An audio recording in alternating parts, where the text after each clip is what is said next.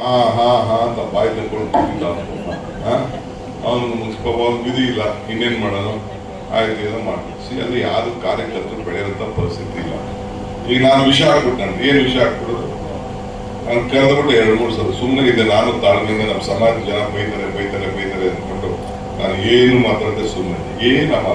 ನಿನ್ನೆ ಪಾಪ ನಾವೇನೋ ಬಡವರಿಗೆ ಹೆಣ್ಮಕ್ಳಿಗೆ ಅನುಕೂಲ ಆಗಿದೆ ಅಂತ ಹೇಳೋ 4 ಕಾಸು ಬರ್ಕೊಳ್ಳಿ, ಈ ಬೆಲೆ ಏರಿಕೆ ಜಾಸ್ತಿ ಆಗೋಗಿದೆ, ಏನೋ ಸಹಾಯ ಮಾಡೋಣ ಅಂತಂದ್ರೆ ನಮ್ದೇನೋ ಒಂದು ರಾಜಕೀಯದ ಒಂದು ತಂತ್ರ. ಈ ಇವರು ಅದ್ಯಾವುದೋ ಪಂಚರತ್ನ ಆ ರತ್ನ ಅಂತ ಅನೌನ್ಸ್ ಮಾಡಿರ್ಲಿಲ್ಲ. ಹಂಗೆ ನಾವು 5 ಗ್ಯಾರಂಟಿ ಅಂತ ನಾವು ಅನೌನ್ಸ್ಮೆಂಟ್ ಮಾಡಿ ಏನೋ ಮಕ್ಕಳಿಗೆ ಒಂದು 5-6 ಸಾವಿರ ರೂಪಾಯಿ ವರ್ಷ ತಿಂಗಳಿಗೆ ಅನುಕೂಲ ಆಗುತ್ತೆ ಮಾಡೋದು. ನಿನ್ನೆ ಏನ್ ಮಾತದು, ನಮ್ಮ ಹಳ್ಳಿ ಹೆಣ್ಮಕ್ಳು ದಾರಿ ತಪ್ಪಿಟ್ಟವ್ರೆ ಅಂತಂದ್ರೆ ಅರ್ಥ ಏನು? ಯಾರಿಗ ಅವಮಾನ, ಯಾವ ಹೆಣ್ಮಕ್ಳು ದಾರಿ ತಪ್ಪ?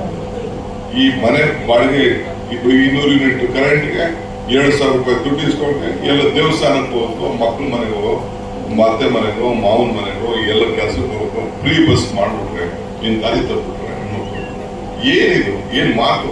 ಯಾರು ಕೇಳಿದ್ರೆ ಅವ್ರಿಗೆಲ್ಲ ಅವಮಾನ, ನಮ್ಗೆ ಏನಪ್ಪ ಈ ಮಕ್ಕಳಿಗೆ ಇಂತ ದರಿದ್ರ ಮಾತಾಡ್ತಾರೆ ಅಂತ. ಕುಮಾರಸ್ವಾಮಿಗಲ್ಲ, ಕುಮಾರಸ್ವಾಮಿ ಹಿಂದೆ ಇನ್ನೂ ಒಂದ್ಸತಿ ಹಿಂಗೆ ಆಗಿತ್ತು. ನಮ್ಮ ತಾಯಿಗೆ ಈಗ ಅಪ್ಪ ಅಮ್ಮ ಮುಟ್ಟಿಲ್ಲ ಅಂತ ಹೇಳ್ಬಿಟ್ಟಿದ್ದಾರೆ, ಚೀಫ್ ಮಿನಿಸ್ಟರ್ ಆಗಿತ್ತು. ನಾನು ಸಾತ್ನೂರಲ್ಲಿ ನಾನು ನಮ್ಮ ತಾಯಿ ನೋಡ್ಕೊಂಡು ನಿಲ್ಸ್ಬಿಟ್ಟೆ, ಅಲ್ಲಿ ಕುಂಡಿಸ್ಬಿಟ್ಟೆ, ಹೇಳ್ಬೇಕು ನಮ್ಮ ಅಪ್ಪ ಯಾರು ಅಂತ. ಕೊನೆಗೆ ಅಪ್ಪಾಜಿ ಕೇಳ್ದ, ಸಿನಿಮಾ ನೋಡಿದ್ರು ಜನ ಏನ್ ನಾಲ್ಗೆ ಅಂತ ಏನ್ ಬೇಕಾದ್ರೂ ಮಾತಾಡ್ತದ. ನಾನೇನು ಎದುರ್ಕೊಳ್ಳೋದು ಸಮಾಜಕ್ಕೆ ಎದುರ್ಕೊತೀವಿ ಹೊತ್ತು ಹೀಗೆಲ್ಲ ಎದುರಿಗಿರೋ ಮಗ ಅಂತೂ ಅಲ್ಲ. ನಾನು ಇಲ್ಲಿ ಮೈಸೂರಲ್ಲಿ ಕೆಲವು ಪ್ರಾಬ್ಲಮ್ ಇದೆ, ನಾನಿಲ್ಲ ಅಂತಲ್ಲ. ನಮ್ಮ ಸಮಾಜದವ್ರಿಗೆ ಸ್ವಲ್ಪ ಸಮಸ್ಯೆಗಳಿದೆ, ಇಲ್ಲಿ ರಕ್ಷಣೆ ಇಲ್ಲ, ನಾಯಕತ್ವದ ಪ್ರಶ್ನೆ ಇದೆ, ಬೇರೇನೋ ಇದೆ, ಎಲ್ಲ ಇದೆ. ಈಗ ವಿಷಯ ನಮ್ಮ ಇವರು ವೆಂಕಟೇಶ್ ಅವರು ತಗೊಳ್ಕೊಂಡವ್ರೆ. ಈಗ ನಮ್ಮ ಹರೀಶ್ ಗೌಡರು ಈಗ ಮುಂದಾಳಕ್ಕೆ ವಹಿಸ್ಕೊಂಡಿದ್ದಾನೆ. ನಾನು ನಿಮ್ಮೂರು ಮಡಿ ಹಾಕಿದೆ, ನನಗೂ ದೊಡ್ಡ ಜವಾಬ್ದಾರಿ ಇದೆ.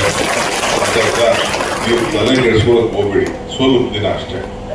ಈಗ ಮುಂಚಿತವಾಗಿ ಚಲುವಸ್ವಾಮಿ ಕೃಷ್ಣೇಗೌಡರೆಲ್ಲ ಬಂದ ನ್ಯಾಯ ಆಡ್ತಾ ಇದ್ರು, ಭಾಗಕ್ಕೆ ನ್ಯಾಯ ಆಡ್ತಾ ಇದ್ರು. ನಾನು ನೀವು ಆಡೋದು ಬೇಡ, ನ್ಯಾಯ ನಿಮ್ ನ್ಯಾಯ ಎಲ್ಲ ನಡೀತಿಲ್ಲ, ಡೆಲ್ಲಿಲಿ ನಡೀಬೇಕು ಅಂತ. ಡೆಲ್ಲಿಲಿ ಏನಾಗಬೇಕು ಅದು ತೀರ್ಮಾನ ಆಗಿದೆ, ಚರ್ಚೆ ಬೇಡ, ಅದಕ್ಕೆ ಚರ್ಚೆ ಆಗೋದು ಬೇಡ. ಇದು 5 ವರ್ಷದ ಸರ್ಕಾರ ಅಲ್ಲ, 10 ವರ್ಷದ ಸರ್ಕಾರ ಇರ್ತದೆ. ನೀವು ಬೆಂಬಲವಾಗಿ ನಿಂತ್ಕೊಳ್ಳಿ. ನಾನು ಈ ಸ್ಟೇಜ್ ಬರ್ಬೇಕಾದ್ರೆ ಕೃಷ್ಣ ಅವ್ರು ಆದ್ಮೇಲೆ ಈ ಸ್ಟೇಜ್ ಬರ್ಬೇಕಾದ್ರೆ ಸುಮ್ಮನೆ ಬಂದಿಲ್ಲ. ಸುಮ್ಮನೆ ಅಧ್ಯಕ್ಷನ ಎಷ್ಟು ಕಿರುಕುಳ, ಎಷ್ಟು ಜೈಲು, ಎಷ್ಟು ತೊಂದರೆ, ಎಷ್ಟು ಇನ್ಕಮ್ ಟ್ಯಾಕ್ಸು, ಇಡಿ ಕೇಸು, ಸಿಬಿಐ ಕೇಸು, ಏನ್ ಮಾಡಬಾರ್ದು ನಾನು ಮಾಡಿದ್ದೀನಿ. ಕುಮಾರಸ್ವಾಮಿ ನಾನು ಜೈಲಿಗೆ ಹೋದಾಗ ಏನಾರು ಗೊತ್ತಾ, ನಾನು ಹಿಂಗ್ ಹೊಡಬಾರ್ದು, ದುಡ್ಡು ಹೊಡಿಬಾರ್ದು ಅಂತ ಎಷ್ಟೋ ಹೊಡೆದ್ಬಿಟ್ಟಿದ್ದಂತೆ, ತಿಂದು ಅನುಭವಿಸಿದೆ ಅಂತ ಹೇಳುದು. ಆದ್ರೂ ನಾನು ದಮ್ ತಡ್ಕೊಂಡು ನಾನು ಸುಮ್ಮನೆ ಇದ್ದೆ. ಏನೆಲ್ಲ ಕಳೆಕಾಯಿ ಆಲೂಗಡ್ಡೆ ಬೆಳೆದ್ಬಿಟ್ಟಿಲ್ಲ. ಎಷ್ಟಿದೆ ಅವ್ರ ಕುಟುಂಬದ ಆಸ್ತಿ ಅಂತ ನನಗೆ ಲೆಕ್ಕ ಕೊಡ್ತಾರೆ ನಿಮ್ಗೆ.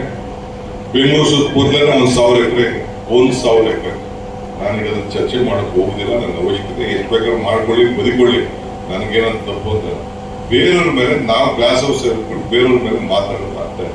ಬೇರೆಯವ್ರಿಗೆ ಯಾರನ್ನು ಕೂಡ ಬೆಳೆಯೋದನ್ನ ಸಹಿಸಕ್ ಆಗಿಲ್ಲ ಅಂತಂದ್ರೆ ಎಷ್ಟು ಅಂತ ನೋಡ್ಕೊಂಡಿರ್ತೀವಿ. ನಾನು ತಮ್ಗೆ ಹೇಳೋದು ಇಷ್ಟೇ, ಈಗ ಒಂದು ಅವಕಾಶ ಸಿಕ್ಕಿದೆ, ಆಯ್ತು ಕೊಟ್ಟಾಯ್ತು. ಬಿಜೆಪಿಲಂತೂ ನಮ್ಮೂರ ಯಾರಿಗೂ ಅವಕಾಶ ಇಲ್ಲ.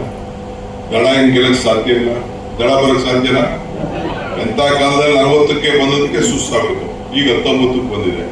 ಮುಂದಕ್ಕೆ ಏನಾಗ್ತದೆ ಗೊತ್ತಿಲ್ಲ, ನನಗೆ ಬರಕ್ ಸಾಧ್ಯ ಇಲ್ಲ. ಇನ್ ಬಿಜೆಪಿ ಏನಾದ್ರು 10 ಸೇರ್ತದೆ, ಅದಕ್ಕೆ ಸದಾ ನೋಡಪ್ಪ ಹೆಂಗೋ 9 ತಿಂಗಳು 10 ತಿಂಗಳು ಆಗಿದೆ. ಇದಾದ್ಮೇಲೆ ಯಾರು ಕಣ್ಣು ಕಾಣೋರು ಯಾರು ಕಾಣ್ತಾ ಇದಾರೆ ನಿಮ್ಗೆ?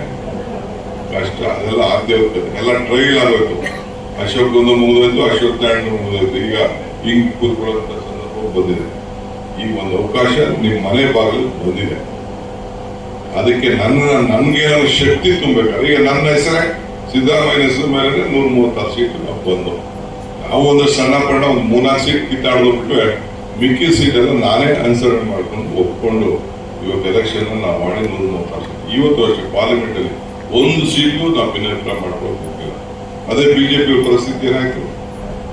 ದಾವಣಗೆರೆಯಲ್ಲಿ ಕಿತ್ತಾಟ, ಶಿವಮೊಗ್ಗದಲ್ಲಿ ಕಿತ್ತಾಟ, ಬೆಂಗಳೂರಲ್ಲಿ ಕಿತ್ತಾಟ, ಅಲ್ಲೆಲ್ಲ ಕೊಪ್ಪಳದಲ್ಲಿ ಕಿತ್ತಾಟ, ಎಲ್ಲ ಕಡೆ ಕೋಲಾರ ಎಲ್ಲ ಕಡೆನೂ ಅಲ್ಲೂ ಬೇಕಾದಷ್ಟು ನಡ್ಕೊಂಡು ಹೋಗ್ತಾ ಇದೆ. ಆದ್ರೆ ನಮ್ಮಲ್ಲಿ ನಾವು ಒಗ್ಗಟ್ಟಿಂದ ನಾವು ಮಾಡ್ತಾ ಇದೀವಿ. ನಾನು ಇವತ್ತು ಪಕ್ಷದ ಅಧ್ಯಕ್ಷ, ಚೀಫ್ ಮಿನಿಸ್ಟರ್ ಪಾರ್ಟಿ ಅಧ್ಯಕ್ಷ ನಾನು. ನಿಮ್ಮ ಇಶ್ಯೂಸ್ಗೆ ನಾನಿದ್ದೀನಿ, ನಿಮ್ಮ ಸಮಸ್ಯೆಗೆ ನಾನಿದ್ದೀನಿ, ನಿಮ್ಮ ಮನೆಯವರು ನಾನಿದ್ದೀನಿ. ಈ ಅವಕಾಶನ ದಯವಿಟ್ಟು ಎಲ್ಲರನ್ನು ಮಾತಾಡಬೇಕು. ನೀವು ಬಿಜೆಪಿ ಅವ್ರದ್ದು ಮಾತಾಡಬೇಕು. ಇವತ್ತೇನಾದ್ರು ಪ್ರತಾಪ್ ಸಿಂಹ ಆಗಿದ್ರೆ ನಾನು ಇಂಥ ಸಭೆ ನಾನು ಮಾಡಕ್ ಹೋಗ್ತಿದ್ದಿಲ್ಲ, ಅಂತ ಅವಶ್ಯಕತೆನೂ ಗೊತ್ತಿರಲಿಲ್ಲ. ಬಿಡಪ್ಪ, ಎರಡು ಸಮಾಜದವರು ತೀರ್ಮಾನ ಮಾಡ್ತೀವಿ ಅಂತ ಹೇಳಿ. ಇವತ್ತು ನಿಮ್ಗೆ ಮುಕ್ತ ಅವಕಾಶ. ನೀವು ಬಂದಿರೋರು ಮಾಡ್ತೀರಿ ಎಲೆಕ್ಷನ್, ನನ್ನ ನಂಬಿಕೆ ಇದೆ. ಆದ್ರೆ ಬೇರೆಯವ್ರ ಕೈಲಿ ನೀವು ಎಲೆಕ್ಷನ್ ನೀವು ಮಾಡಿಸ್ಬೇಕು. ಬೇರೆಯವ್ರ ಕೈಲಿ ಎಲೆಕ್ಷನ್ ಮಾಡ್ಬೇಕು. ನೀವು ಬರ್ಕೊಳ್ಳಿ, ತಿಪ್ಪಲ್ ಲಾಗಾಕ್ಲಿ ಮಂಡ್ಯ ಯಾವ ಕಾರಣಕ್ಕೂ ಮಂಡ್ಯ ಜನ ಹೊರಗಡೆ ಜನ ಒಪ್ಪುವುದಿಲ್ಲ. ಈಗ ಸೋಮನಾಥನ ವಿಚಾರ ನಾವ್ ಹೇಳಿದ್ವಾ, ಅಡ್ಡ ಮಲಗಿಸ್ಬಿಡು ಅಂತ ಹೇಳಿದ್ವಾ? ಹಂಗೆಲ್ಲ ಹೆಣ್ಮಕ್ಳು ನಾವು ಮಾತಾಡ್ಬಾರ್ದು. ಯಾವ್ದೇ ಆಗ್ಲಿ, ಯಾರಿಗೆ ಏನ್ ಗೌರವ ಕೊಡ್ಬೇಕು ಕೊಡ್ಬೇಕು. ನಮ್ಗೆ ಅನುಕೂಲಕ್ಕೆ ಏನೇನ್ ಬೇಕೋ ನಾವು ಮಾತಾಡೋದಲ್ಲ. ನಮ್ ಲೆವೆಲ್ ಅದು ಕಡಿಮೆ ಆಗ್ತದೆ. ಅದನ್ನು ಉಳಿಸ್ಕೋಬಹುದು. ಜನ ನಮ್ಮ ನೋಡ್ತಾರೆ, ಸಮಾಜ ನಮ್ಗೆ ಸಹಾಯ ಮಾಡ್ತಾರೆ. ಈ ಮಠದ ವಿಚಾರ ನಾವು ಭಾಗ ಮಾಡಕ್ ಹೋಗಿದ್ದು, 2 ಮಠ ಮಾಡಕ್ ಹೋಗಿದ್ದು ನಾವು ಮಾಡಿದ್ವಾ? ಹೌದು, ನಾನು ಬೈರೇಗೌಡ, ನಾಗೇಗೌಡ, ರಾಮಚಂದ್ರೇಗೌಡ ನಾವೆಲ್ಲ ಸೇರಿ ಬಚ್ಚೇಗೌಡೆಲ್ಲ ಮಠನ ಹೊಡಿಬಾರ್ದು ಅಂತೇಳಿ ಇಡೀ ರಾಜ್ಯನ ಪ್ರವಾಸ ಮಾಡಿದೆ. ನಾಗಮಂಗಲಕ್ಕೆ ಹೋಗಿದ್ದೆ ನಾನು. ಇನ್ನೊಂದು ಮಠ ಅಂತ ಮಾಡೋದು ಆಯ್ತು. ಅದು ಹುಟ್ಟವೆಲ್ಲ ಬಸವಾಗಲಿಕ್ಕೆ ಸಾಧ್ಯ ಇಲ್ಲ. ಹಂಗೆ ಇವತ್ತು ತಮ್ಗೆ ನಾನು ಹೇಳೋದು, ಒಂದು ಅವಕಾಶ ಸಿಕ್ಕಿದೆ.